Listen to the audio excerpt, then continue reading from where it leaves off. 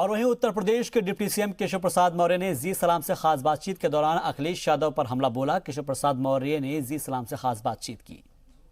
दिल्ली के चुनाव में आप लोग पूरे दमखम के साथ दिखाई दे रहे हैं, ऐसा क्या हो गया कि अचानक पूरे बीजेपी को दिल्ली चुनाव महत्वपूर्ण नजर आने लगा? नहीं, हमारे लिए हर देश का हर चुनाव, हर राज्य का चुनाव महत्वपूर्ण होता है।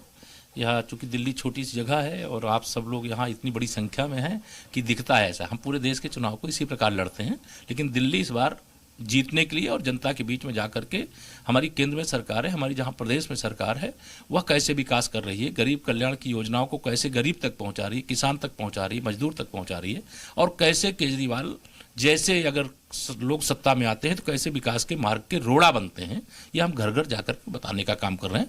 केशव जी, आप जब उत्तर प्रदेश के अध्यक्ष थे तो आप कैलकुलेशन में बहुत यकीन करते हैं, आप तमाम चीज़ों को कैलकुलेट करते हैं। दिल्ली में आपने क्या कैलकुलेट किया, क्या आपको लग रहा है, किस तरह की चीज़ें? देखिए, अभी तक का, कल तक का मैं बता सकता हूँ, सुबह तक का, कल दिन और आज तक की परिस्थितियाँ बहुत बदली होंगी।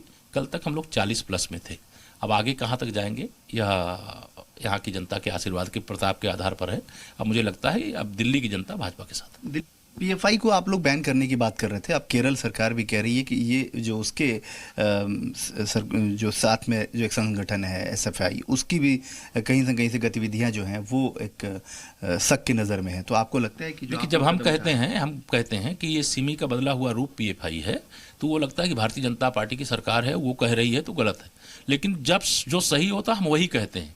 आज केरल की सरकार को भी ये महसूस हुआ, कल देश की विपक्षी दलों की जहां सरकार है उनको भी ये महसूस होगा, और जो देश विरोधी है वो देश विरोधी है। इस मुद्दे पे सबको एक मत रहना चाहिए। लगातार आप लोग जिस तरह से प्रचार प्रसार कर रहे हैं, उत्तर प्रदेश की कानून व्यवस्था पे सवालिया निशान खड़ा हो रहा है।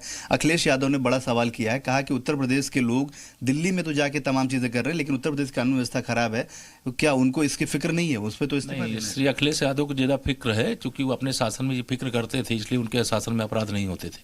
हमारी सरकार में अपराधी कांपता है। ये घटना हुई है, दुखद है, दुर्भाग्यपूर्ण है, हम इस पर चिंता जताते हैं, लेकिन इस घटना के अपराधियों को भी पकड़ लेंगे। और कोई घटना ऐसी नहीं है जिसमें अपराधियों का संरक्षण मुख्यमंत्री कार्यालय करता रहा हो, सरकार में बैठे हुए मंत्री करते रहे हो। हमारी सरकार में अपराधी सिर्फ अपराधी है, और उसके खिलाफ कानून के अनुसार जो कार्रवाई होनी है। आपने बड़ा आरोप लगा दिया कि पहले जो मुख्यमंत्री थे वो संरक्षण देते थे। आप ये तो कोई सर्वविदित है, जग जाहिर है, ये कौन ऐसी बात है? मतलब श्री अखिलेश यादव की सरकार में अगर अपराधियों को संरक्षण नहीं दिया गया होता तो गुंडागर्दी वाली सरकार कहीं नहीं जाती।